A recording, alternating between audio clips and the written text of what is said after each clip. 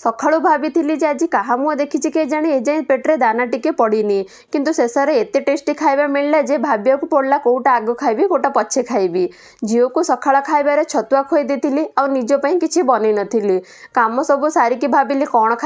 खाइबी सबकि अंडाला डबारे pasta पैकेटा पड़ीला केमिति कौन देकी करी से सब कथा तो पछे आग पास्ताटा को सिझा को बसईदेली।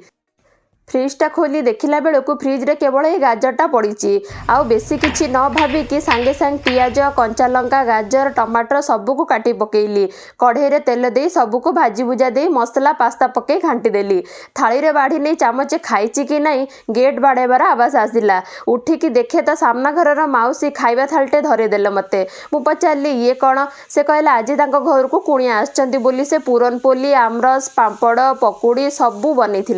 महाराष्ट्र लोक मैंने घर को कि कुणिया आसिले हो कि किसी पर्वपर्वाणी हो तांकर बेसी पूरनपोली और दालबटी बनाते आमरस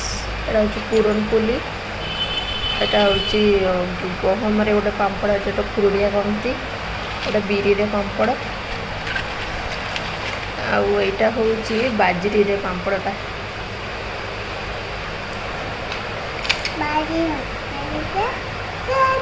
जदि मो वीडियो आपण मानक भल लगुव ताहले वीडियोटा को लाइक करदेवे। रही जय जगन्नाथ।